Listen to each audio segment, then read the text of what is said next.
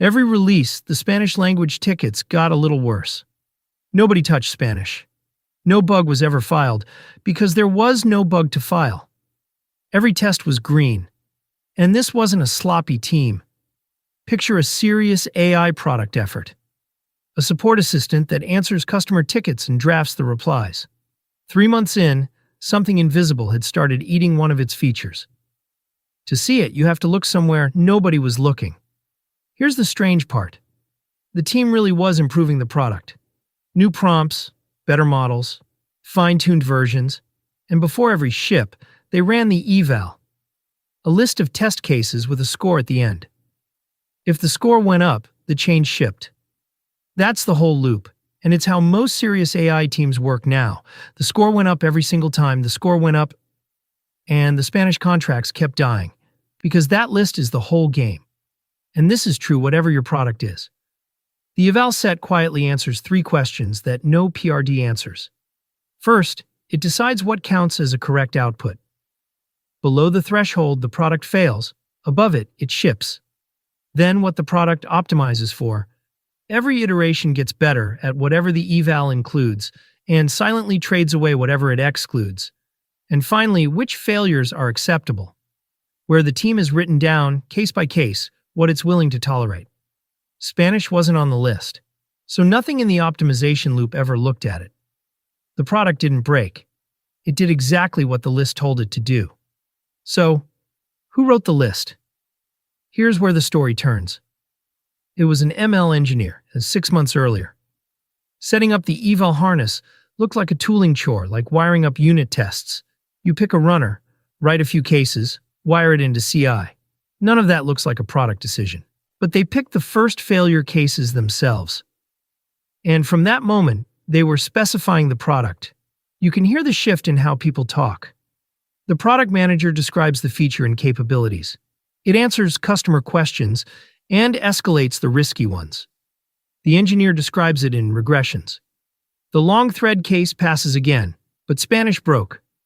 Those are 2 different products, and the model only executes one of them. Because in classical software, the engineer reads the spec, but in an AI product, the model is the interpreter. And what the model interprets is the eval. Nobody chose this owner. The org chart never updated. And if you don't assign this ownership, it defaults. One of 2 ways. Default 1, the ML team keeps it. They optimize the technically interesting failures and shrug at the boring ones. Legal risk edge cases, low-volume language pairs, the edge cases that only hit one enterprise account. Default 2, nobody owns it. Cases get added ad hoc whenever a bug gets filed loudly enough. Then your product spec is whatever complaints happen to be loudest last quarter. 2 different roads, same destination. A product that keeps almost shipping. And this goes far past one language. Listen to what's actually hiding inside that list. Is 3% hallucination acceptable? Or 1? Is the medical domain input in scope or out? Does an answer that could be read as legal advice count as a failure or a pass? Those are not engineering details. That's product policy, legal exposure, customer trust. And right now on most AI teams, those questions are being answered by whoever happens to maintain the harness. Now, the standard advice here is add evals. It's on every AI maturity checklist. And it's technically correct and operationally useless. Teams add evals. The authority question never gets touched. And 6 months later, they have a beautiful eval pipeline and an absent product owner. Adding evals without naming the eval owner is installing a control system without naming the operator.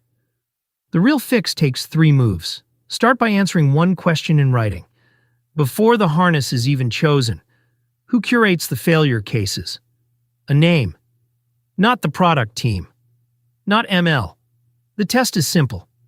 When a customer complaint surfaces a behavior nobody thought to test, this is the person who decides whether it goes in the evil, what threshold it must hit, and whether the next release waits for it. Then that owner reads the eval set, quarterly, in full, with the person who maintains it. Not to review code. To surface the product decisions hiding inside the failure cases. And the last move, treat the eval's commit history as a product decision log.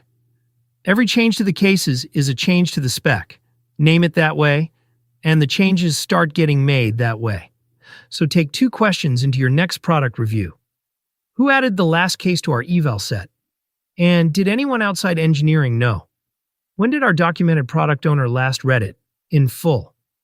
If the answers trace back to a tooling decision from 6 months ago, you've found your real product owner. Because the model never reads your PRD. It ships what the eval wrote. So, who owns your eval?